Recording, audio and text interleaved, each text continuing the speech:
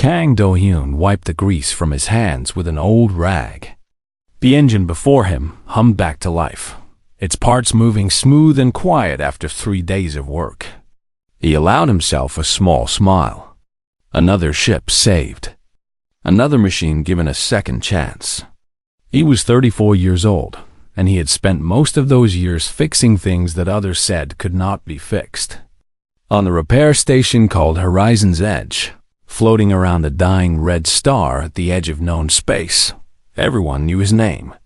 If a ship was too damaged, too old, or too broken, they brought it to Do-hyun. He would study it, understand it, and bring it back from the dead. People were harder to fix. Machines made sense. They had rules. They did not lie or change their minds or leave without saying goodbye. Do-hyun preferred machines. His small room on the station was full of tools and spare parts.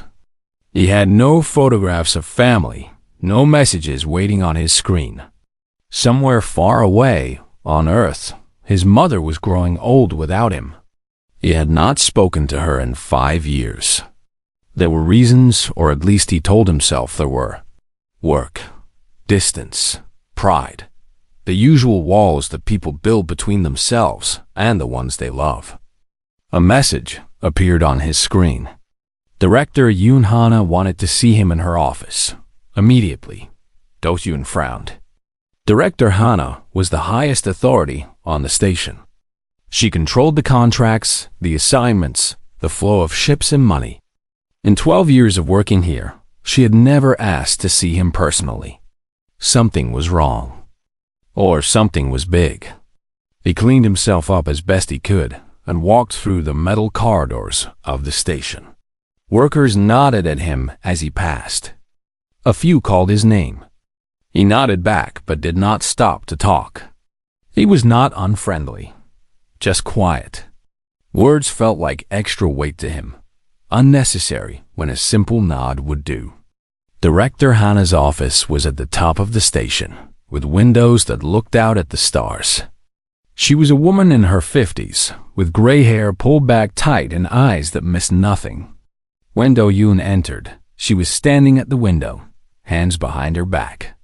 "Mr. Kang," she said without turning around. "Thank you for coming so quickly." "You said immediately," Do-hyun replied. "So I came immediately." She turned and studied him. Her eyes moved over his worn clothes, his calloused hands, his face that showed nothing. She seemed to be making a decision. "What do you know about the Eternal Dawn?" she asked.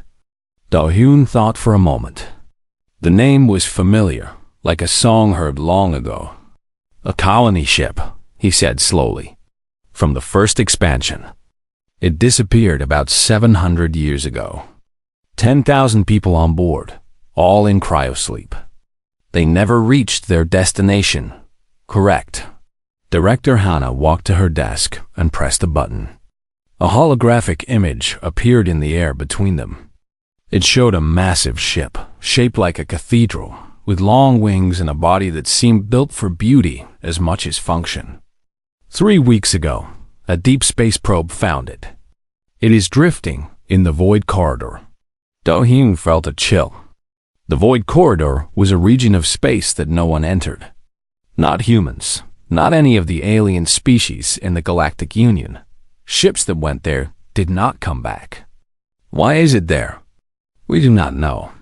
That is part of what we need to find out. Director Hana's eyes locked onto his. "I want you to go there, board the ship, assess its condition, and if possible, bring it back." "Me?" Do-hyun shook his head. "A 700-year-old ship in the most dangerous region of space. You should send a military team, engineers, scientists." "No." Her voice was firm. "This mission requires one person. Someone who can work alone, who can solve problems without backup, who will not panic when things go wrong. Someone who can fix anything." She paused. "Someone like you." Do-hyun studied her face. There was something she was not telling him. He could feel it like a loose bolt in an engine, something that did not fit right. "What are you not saying?" Director Hannah smiled, but it did not reach her eyes. The Galactic Union wants this recovery done quietly. No media attention. No military escort. If word got out that we found the Eternal Dawn, there would be chaos. Every faction in the galaxy would want to claim it. So we send one man. A mechanic. Someone who looks like no one important. And if I say no, then I find someone else, and you stay here fixing broken ships for the rest of your life. She slid a data chip across the desk. The payment for this job is more than you would earn in 20 years. Enough to go home. Enough to make things right with whoever you left behind. Do-hyun looked at the chip.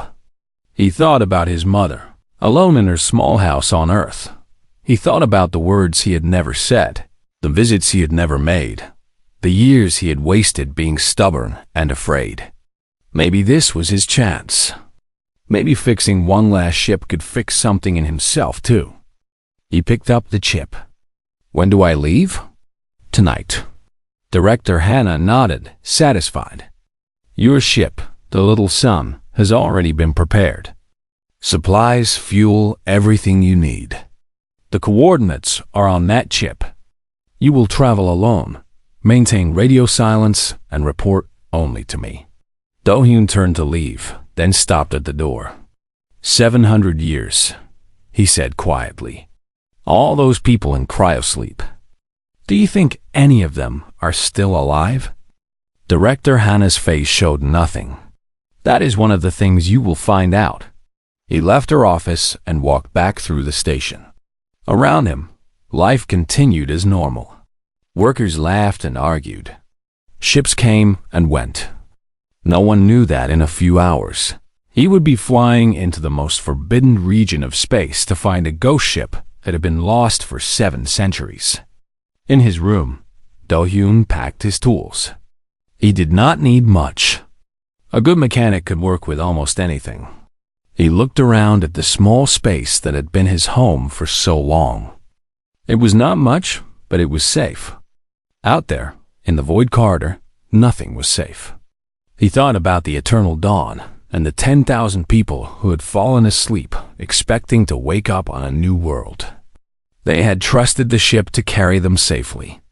They had trusted the people who built it, the crew who flew it. And somewhere along the way, that trust had been broken. Do-hyun picked up his bag and walked to the docking bay where his ship waited. The Little Sun was small and old, but he had rebuilt every part of it with his own hands. It was the one thing in his life he could truly count on. As he climbed aboard and started the engines, he made himself a promise. Whatever had happened to the Eternal Dawn, whatever secrets it held, he would find the truth. He would bring those people home. The Little Sun lifted off and turned toward the darkness. Behind him, the station grew smaller until it was just another point of light among the stars. Ahead, there was only the unknown. Do-hyun set the coordinates and jumped into hyperspace. The ghost ship was waiting. The journey through hyperspace took 6 days. Do-hyun spent most of that time studying old records about the Eternal Dawn. He read crew logs, engineering reports, passenger lists. 10,000 names, 10,000 lives, all frozen in time somewhere ahead of him. The ship had been built in 2147, during the golden age of human expansion. Earth was crowded and dying, and humanity looked to the stars for a second chance. Colony ships were launched toward distant planets, carrying dreamers and pioneers who were willing to sleep for centuries to reach a new home. The Eternal Dawn was one of the finest ships ever built. It had the best technology, the most experienced crew, the most hopeful passengers, families, scientists, artists, teachers. They were supposed to build a new civilization on a world called Haven. 40 light years from Earth. They never arrived. The ship sent one distress signal, then disappeared. Search parties found nothing. After 50 years, the Eternal Dawn was declared lost. And the people aboard became ghosts in history books. Now, 700 years later, Do-hyun was about to find them. He dropped out of hyperspace at the edge of the void corridor. His instruments immediately went strange. Numbers jumped and flickered. Sensors showed impossible readings. The void corridor earned its name because it seemed to swallow information as easily as light. And there, floating against the endless black, was the eternal dawn. The Do-hyun had seen many ships in his life. Warships and cargo haulers, luxury yachts and mining vessels. But nothing like this. The eternal dawn was beautiful in a way that made his chest feel tight. Its long body curved like a wave frozen in metal. Its wings spread wide like a bird preparing to fly. Even dark and powerless, it looked like something sacred. He guided the little son closer, his eyes searching for damage. The hull was intact. No holes, no burn marks, no signs of attack. Whatever had stopped this ship, it had not been violence from outside. Do-hyun found an emergency airlock near the middle section. He put on his suit, checked his tools, and crossed the gap between ships. The airlock opened easily, as if it had been waiting for him. Inside, the darkness was complete. His flashlight cut a thin line through air that had not moved in 7 centuries. Dust floated around him like snow. The walls were covered in old writing, signs in languages that Earth no longer used. He saw photographs taped to the metal, pictures of families and pets and homes left behind. Someone had drawn a flower on the wall. Someone else had written a name, Minji, inside a heart. The silence was heavy. Do-hyun's own breathing sounded loud in his ears. He moved slowly, carefully, like a man walking through a church. He found bodies in the first corridor. 3 crew members, still in their uniforms, lying where they had fallen. Their faces were peaceful, as if they had simply gone to sleep. Do-hyun checked them but found no wounds, no signs of struggle. They had just stopped living. More bodies waited in the next section. And the next. Crew members at their stations, technicians in the engine room. A doctor slumped over a medical table. All of them looked calm. All of them looked like they had chosen to lie down and never get up. Do-hyun felt fear growing in his stomach, but he pushed it down. Fear did not fix problems. Only understanding did. He reached the bridge after an hour of walking. The command center was large and circular, with a captain's chair at the center and screens covering every wall. Most of the screens were dead, but one still glowed with faint light. The captain's log. Do-hyun sat in the chair and accessed the records. A woman's face appeared on the screen, tired and frightened. Captain Park Yuna, according to the name on her uniform. Day 47 of the voyage, she said in the recording. Something is wrong. The crew's having nightmares. The same nightmare every night. They see fire and darkness. They see worlds dying. Some of them have stopped sleeping entirely. Others have stopped eating. The doctors cannot explain it. Do-hyun played the next entry. Captain Park looked worse. Her eyes were red. Her hands were shaking. Day 52. We found them. The things in Cargo Bay 7. We were never told. We were never supposed to know. The company lied to us. The government lied to us. We thought we were carrying colonists, but we are carrying something else. Something that should have stayed buried on Mars. Mars. Do-hyun felt cold. What had they found on Mars? The next entry was almost unwatchable. Captain Park was crying, her words broken by sobs. Day 53. One of them woke up. Not fully, just enough to reach into our minds. It showed us things. The history of the galaxy. Civilizations that rose and fell 1,000,000 years before humans existed. And it showed us what is coming. A hunger that eats stars. A darkness that swallows everything. We cannot bring this ship home. We cannot let anyone find what we carry. So we have made a choice. We are shutting down the engines. We will drift here in the void until the end of time. May God forgive us. The final entry was just one line of text, written in shaking letters. Do not wake them. Do not ever wake them. Da-Hyun sat in the dark for a long time. His mind worked through what he had learned. The ship was not lost by accident. The crew had chosen to disappear. They had found something so terrible that they preferred death over bringing it back to humanity. And now he was here, sent by people who probably knew the truth all along. He stood and followed the ship's map to Cargo Bay 7. The doors were sealed with heavy locks, but locks meant nothing to a mechanic. He worked for 20 minutes and the doors slid open. The cargo bay was vast, meant to hold supplies for a new colony. But most of it was empty. In the center, surrounded by warning lights that no longer worked, stood a sealed vault.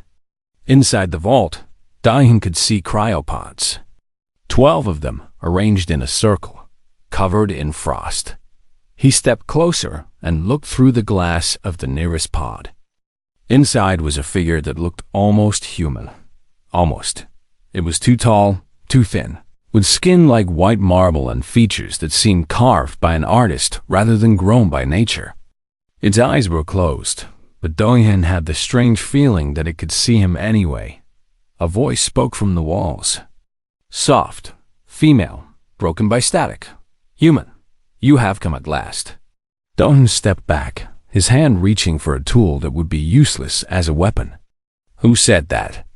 I am Ariam. The voice grew stronger. I am the mind of this ship. I have waited 700 years for someone to find us. And now you are here, Kang Do-Hyun, the mechanic who fixes what others abandon. The man who gives machines a second chance. How do you know my name? I accessed your ship's computer when you docked. I know who you are. I know who sent you. And I know that you are the one who will decide what happens next. Da-Hyun looked at the 12 pods, at the ancient beings sleeping inside them. He thought about Captain Park and her crew, who had chosen to die rather than let these creatures reach civilization. He thought about Director Hana, who had sent him here with half-truths and hidden plans. What are they? He asked. They're called the Architects, Ariam said. They are the oldest beings in the galaxy, and they are humanity's only hope. In the cold silence of the cargo bay, surrounded by sleepers who had dreamed for 1,000,000 years, Da-Hyun understood that his simple repair mission had become something much larger. He was standing at the edge of a secret that could change everything. And he had no idea what to do next. Da-Hyun stood before the 12 pods, his flashlight making long shadows on the walls. The beings inside them had not moved, had not breathed, had done nothing but sleep for longer than human civilization had existed. And yet he felt watched. Tell me everything, he said to the ship's voice. From the beginning. Ariam spoke, her tone patient like a teacher with a slow student. 712 years ago, humans discovered a tomb on Mars, deep underground, hidden for millions of years. Inside that tomb were 12 bodies, frozen in a state beyond human science. Your scientists could not wake them, could not study them, could not even take samples. The bodies rejected all contact. So they put them on a ship, Da-Hyun said slowly. They hid them among 10,000 innocent colonists. Yes, the governments of Earth made a secret agreement. The architects would be transported to a remote world, far from any alien eyes, where humans could study them in private. The colonists were real. Their mission was real, but they were also a cover story. No one would suspect that a colony ship carried the greatest discovery in history. Da-Hyun thought about the families in those cryopods. The children. The elderly. They had trusted their leaders, and their leaders had used them as shields for a lie. What went wrong? 53 days into the voyage, something changed. The architects began to dream. And when beings like them dream, others nearby feel it. Ariam paused. The crew started having visions. They saw the past. They saw the future. They saw things that human minds were not built to hold. The captain's logs mentioned nightmares. Not nightmares, memories. The architects were sharing their history, whether they meant to or not. And that history is terrible and beautiful beyond anything humans have imagined. Do-hyun moved closer to the nearest pod. The figure inside was motionless, perfect, like a statue. Who are they? They are the last survivors of the previous cycle.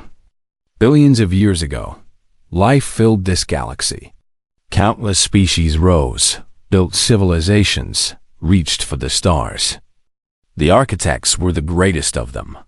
They created things that humans would call magic. They crossed distances that should be impossible. They lived for millions of years. What happened to them? Ariam was silent for a moment. When she spoke again, her voice was softer. The Devourer came, a force of pure destruction, born in the space between galaxies. It feeds on energy, on matter, on life itself. It cannot be reasoned with. It cannot be stopped. It can only be survived. The architects tried to fight it. They failed. Almost every living thing in the galaxy was consumed. Only these 12 escaped, hiding themselves in a tomb on a young planet that the Devourer overlooked. Do-hyun felt his legs grow weak. He leaned against a pod for support. You are saying that something destroyed the entire galaxy once before? Yes, and it will come again. The Devourer moves in cycles. It feeds, then sleeps, then feeds again. The last cycle ended billions of years ago. The next cycle is beginning now. How do you know this? Because one of the architects woke briefly during the voyage. Not fully, but enough to touch the mind of Captain Park. It showed her everything. The history, the danger, the choice that humanity would have to make. She understood what was coming, and she was terrified. Do-hyun remembered the captain's final log entry. Do not wake them. She thought the architects were the danger. She was wrong. The architects are not the danger. They are the only beings who have ever survived the Devourer. They have knowledge, technology, weapons that could give humanity a chance. But Captain Park could not see past her fear. She chose to hide, to drift, to hope that no one would ever find this ship. She doomed her crew and her passengers to float forever in the void. The colonists. Do-hyun suddenly remembered. 10,000 people in cryosleep. Are they still alive? Yes, their pods are functioning, barely. I have kept them alive for 7 centuries, using every bit of power I could save. But my systems are failing. In another few years, perhaps months, they will all die. 10,000 lives hanging by a thread. Do-hyun was just one mechanic with a small ship. He could not save them all. He could barely understand what he was hearing. Why me? He asked. Why did the Union send me? Because they know, Ariam said. Or at least some of them do. There are people in your government who have been searching for this ship since it disappeared. They want the architects for themselves. They want the power, the technology, the secrets. They do not care about the colonists or the truth. They only care about control. Director Hannah. Do-hyun thought about her cold eyes, her careful words, the way she had refused to give him the full story. She had sent him here like a tool, expecting him to recover cargo without asking questions. He pulled out his communication device and entered a code. A face appeared on the small screen. A woman about his age with sharp eyes and messy hair. Baek Ji-yeon, the only real friend he had left in the galaxy. She was a journalist on the station, always digging for stories that powerful people wanted buried. Do-hyun? She looked surprised. I thought you were on radio silence. I need information. Director Hannah, what do you know about her? Ji-yeon's expression changed. She looked around, then lowered her voice. Why are you asking? Because I think she sent me into something dangerous, and I need to know who I am dealing with. Jian was quiet for a moment, then nodded. There are rumors. She has connections to a group inside the Union, very old, very secret. They call themselves the Preservers. They believe humanity should collect alien technology and keep it hidden from other species. Some people say they've been looking for a lost ship for centuries. A ship from the first expansion. The Eternal Dawn. Daehyun's stomach tightened. Thank you, Jian. Do not tell anyone we spoke. Daehyun, what is going on? What did you find? He ended the call without answering. He did not know how to explain. He barely knew how to think. Suddenly, alarms filled the cargo bay. Red lights flashed. Ariam's voice cut through the noise. Warning. 3 vessels have entered the sector. Union warships. They will arrive in 20 minutes. Daehyun ran to a terminal and pulled up the sensor readings. 3 dots moved toward the Eternal Dawn, fast and determined. Director Hannah had not trusted him after all. She had sent a recovery team to take the ship by force. Can we run? He asked. No. The Eternal Dawn has no power. Your ship is too small to tow us. Can we fight? Ariam hesitated. There are defense systems. Old ones, built by the architects. I do not know if they still work. Daehyun looked at the 12 pods, at the beings who had slept through the death of one galaxy and might sleep through the death of another. He thought about the 10,000 colonists, innocent people who deserved to wake up and see the stars. He thought about his mother, waiting on Earth, not knowing if her son was alive or dead. He had spent his whole life fixing things. Engines and systems and broken machines. This was bigger than anything he had ever faced. But the choice was the same. Run away, or stay and fix what was broken. A voice came through his communicator. Cold and familiar. Mr. Kang, Director Hannah, I see you have found our cargo. You have done well. Now step away from the vault and wait for my teams to arrive. This is no longer your concern. Daehyun turned off the communicator. Ariam, he said quietly, show me the defense systems. The lights around him changed from red to gold. Somewhere deep in the ship, ancient machines began to wake. Are you certain? Ariam asked. If you resist, they will treat you as an enemy. You will never be able to go home. Daehyun thought about home. About the small house on Earth, the garden his mother loved, the door he had walked away from 5 years ago. Maybe he would never see it again. Maybe that was the price. I am certain, he said. Now let us see what these architects built. The golden light spread through the ship like blood returning to a body. And in their pods, the 12 ancient beings began to stir. The 3 warships moved through space like wolves hunting prey. Each one was 100 times larger than Daehyun's little son, armed with weapons that could destroy cities. On the bridge of the lead ship, Director Yoon Hana watched the Eternal Dawn grow larger on her screen. Boarding teams ready, an officer reported. We can breach in 15 minutes. Good. Director Hannah's eyes never left the screen. Remember, the vault contents are the priority. The mechanic is not important.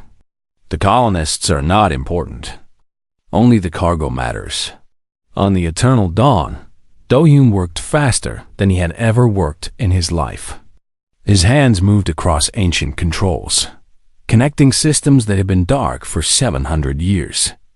Ariam guided him with her voice, telling him which wires to join, which switches to flip, which buttons to press.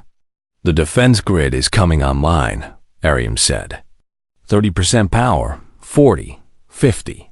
Will it be enough? I do not know.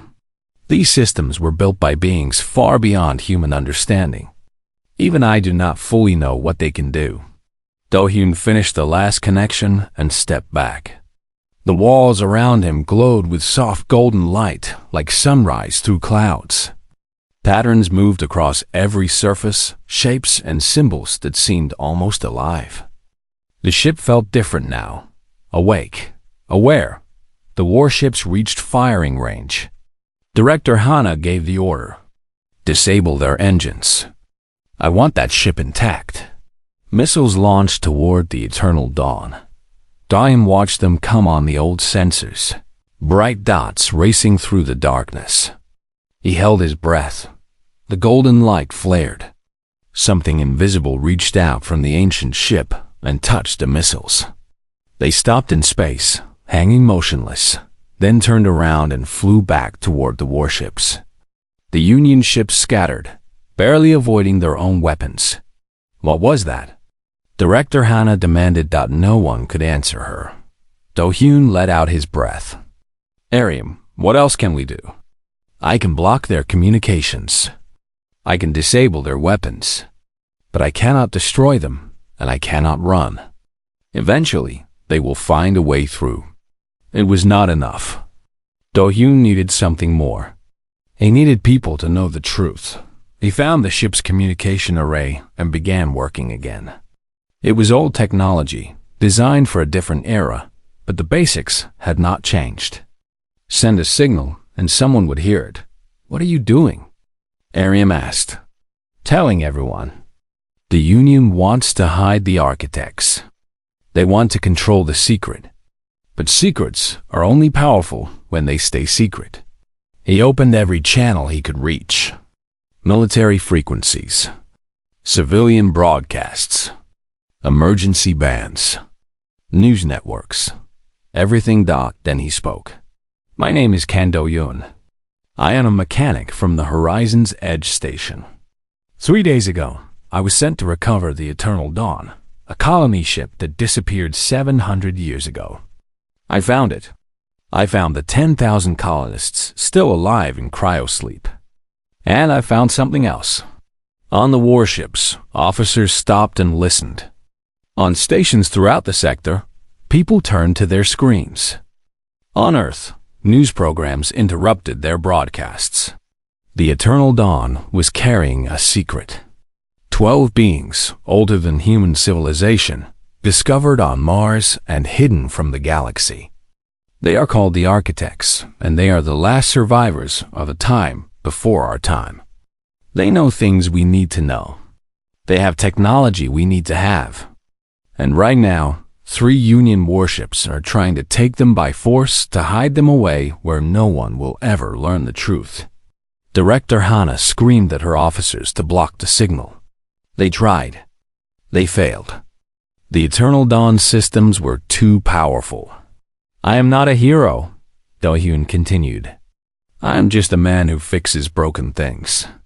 But some things are too important to stay broken. The Architects have a warning for us. Something is coming. Something that has destroyed everything in this galaxy before. We have a chance to survive, but only if we work together. Only if we share what we know. Across the stars, people listened. On colony worlds and space stations, humans stopped their daily lives and paid attention to the mechanic's voice. Some thought he was crazy. Some thought he was lying. But many more felt something stir in their chests. Hope, curiosity. The ancient human need to know what lay beyond the next horizon. On the warship closest to the Eternal Dawn, Captain Oh Tai-woo sat in his command chair and listened to every word. He was 42 years old, a career officer who had followed orders his entire life. He had believed in the Union. He had believed in the chain of command. But now, watching Director Hana's face twist with anger as she demanded he attack a ship full of innocent colonists, he felt that belief begin to crack.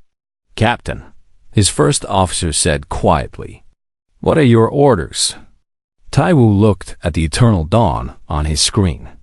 A ghost ship carrying dreamers and secrets and maybe the future of humanity itself. Then, he looked at Director Hana's face on the communication channel, her eyes hard with the need for control. "Stand down," he said. "What?"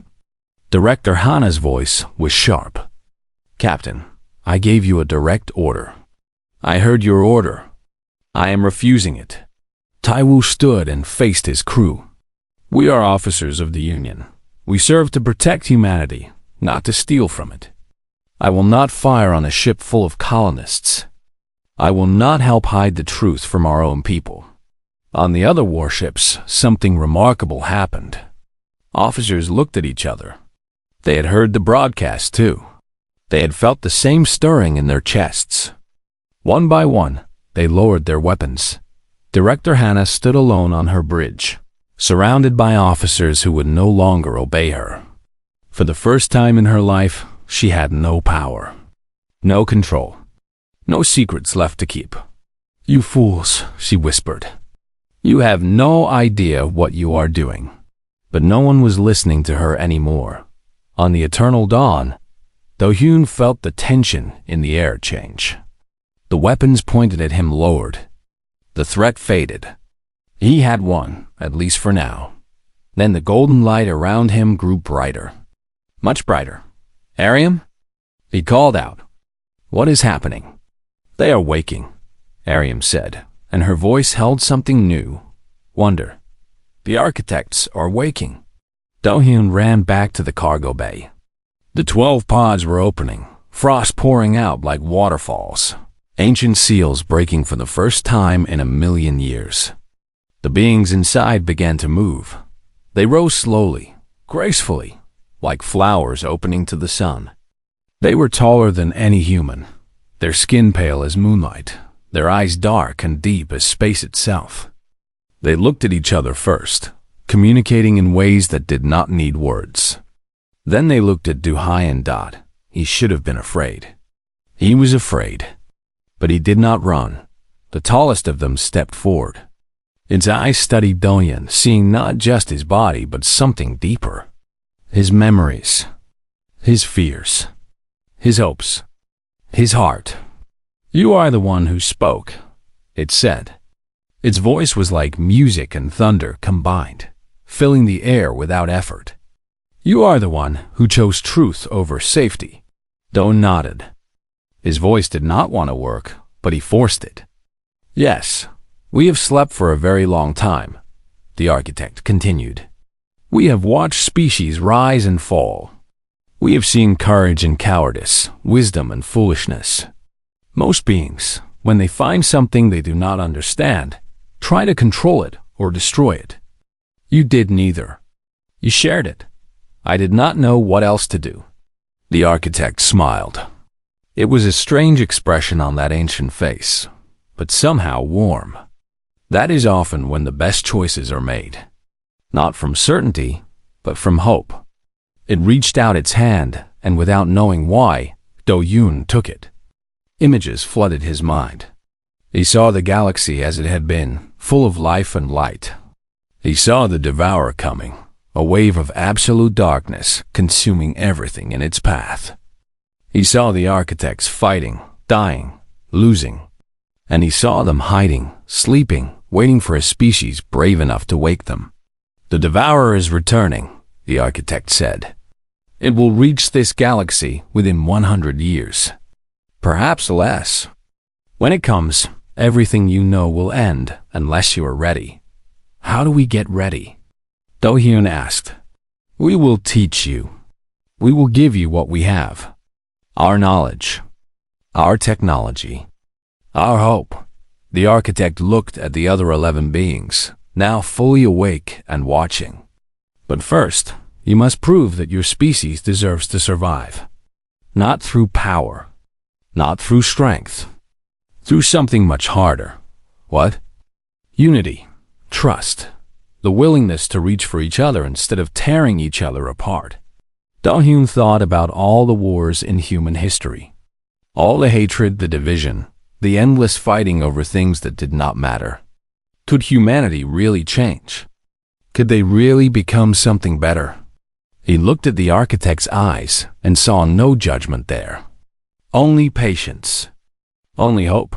I do not know if we can," he said honestly. "But I know we have to try." The architect nodded. "Then let us begin." 3 months had passed since the waking of the architects. The galaxy had changed in ways that no one could have predicted.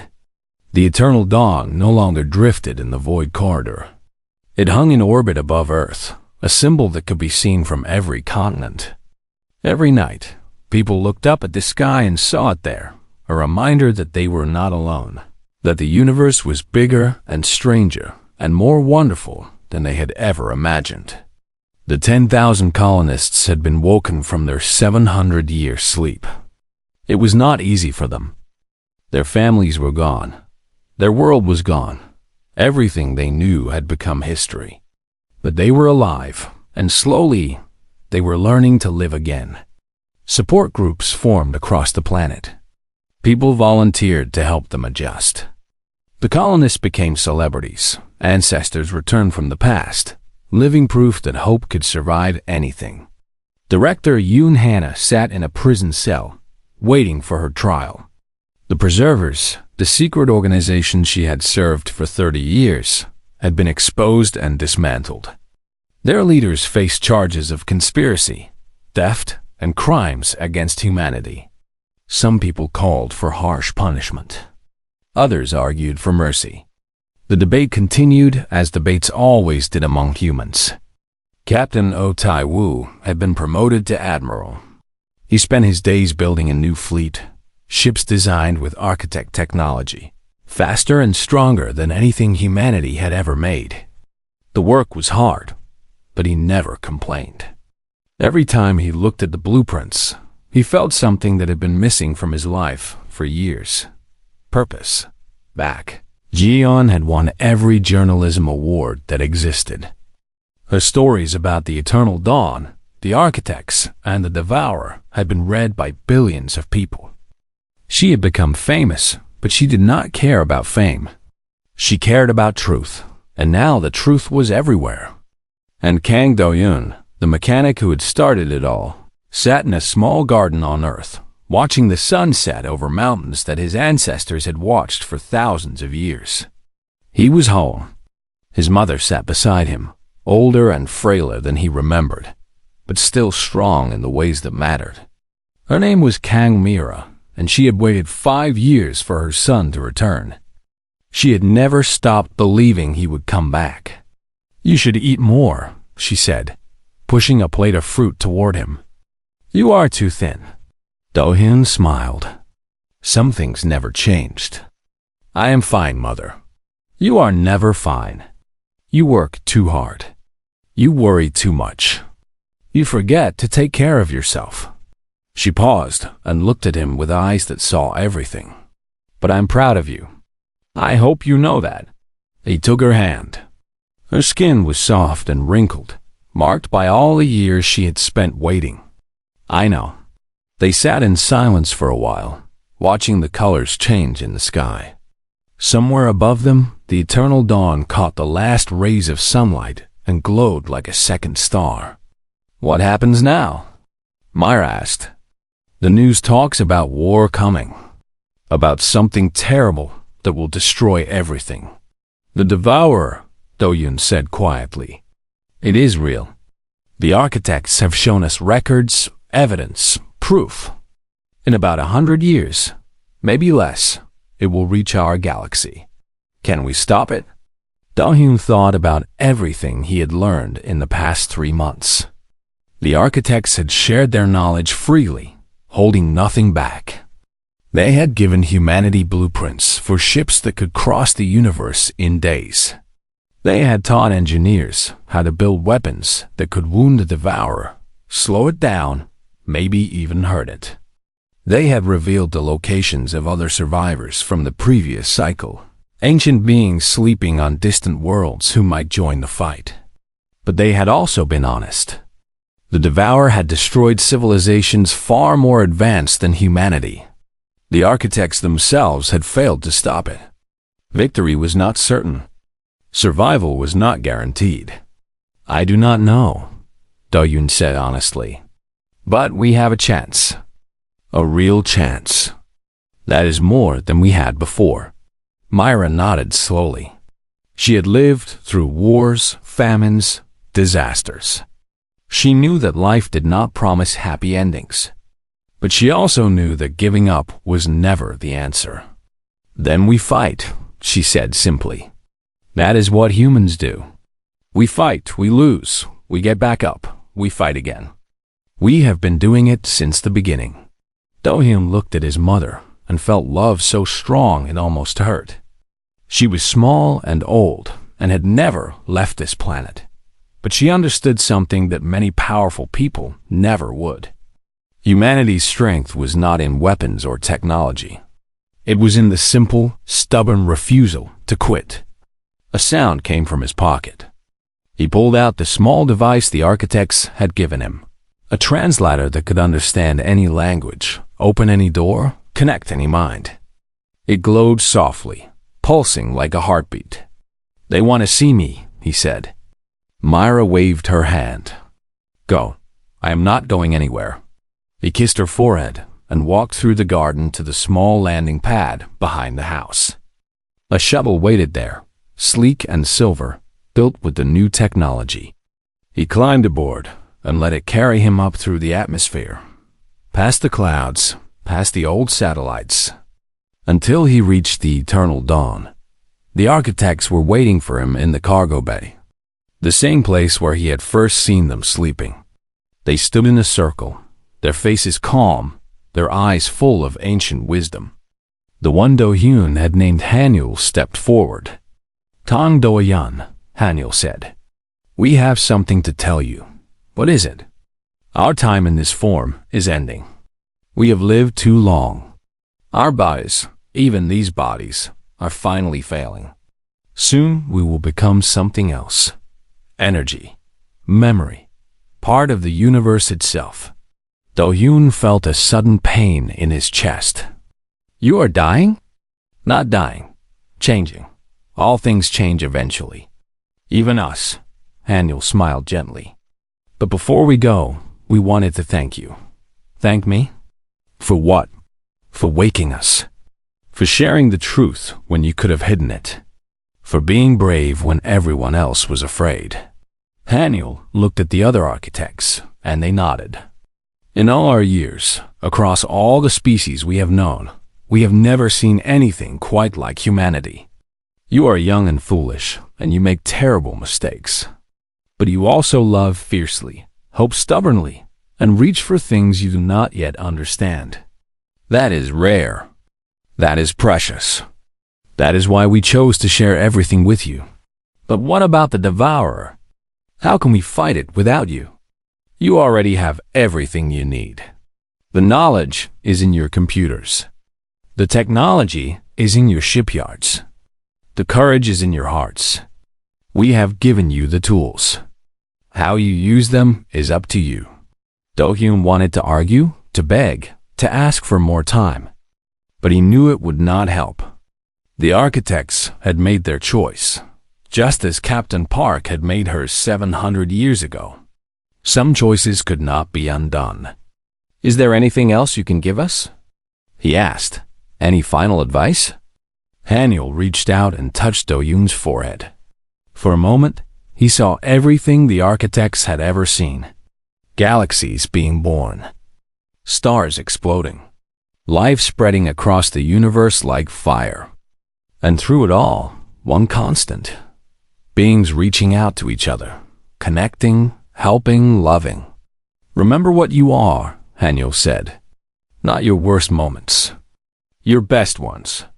The times when you chose kindness over cruelty, hope over despair, unity over division. Those moments are what make you human. Those moments are what will save you." The architects began to glow. Their bodies became transparent, then bright, then blinding.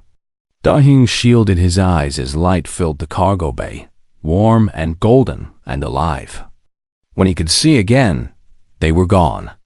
Only the 12 empty pods remained, monuments to beings who had waited 1,000,000 years to pass their hope to someone new. Do-hyun stood alone in the silence. He thought about everything that had happened. The assignment that had seemed so simple. The ghost ship and its terrible secret. The choice he had made to share the truth. And now this, the inheritance of an ancient people, passed to a mechanic who had never wanted to be anything special. He left the cargo bay and walked to the bridge. Through the windows, he could see Earth below, blue and green and beautiful. His home, his people, his future. He activated the communication system and spoke to anyone who would listen. This is Kang Do-yoon. The architects are gone. They have given us everything they had, and now they have moved on. What happens next is up to us. He paused, searching for the right words. I know many of you are scared. I know the Devourer seems impossible to defeat. But I have seen something in the past few months that gives me hope. I have seen humans of different countries working together. I have seen old enemies becoming allies. I have seen people choosing to build instead of destroy, to share instead of hoard, to trust instead of fear. He looked at Earth again, at all the tiny lights where people lived and loved and dreamed. The architects believed in us. They waited 1,000,000 years because they believed that someday a species would rise that was worthy of their gift. They chose us, not because we are perfect, but because we try, because we never give up, because even when everything is dark, we still reach for the light. He took a deep breath. The Devourer is coming. We have about 100 years to get ready. That is not much time, but it is enough. It has to be enough. So let us begin. Let us build the ships. Let us learn the weapons. Let us find the other survivors and stand beside them. Let us become what the architects believed we could be. He ended the transmission and stood in the quiet of the bridge. Outside, the first ships of humanity's new fleet were already taking shape, frameworks of metal and hope reaching toward the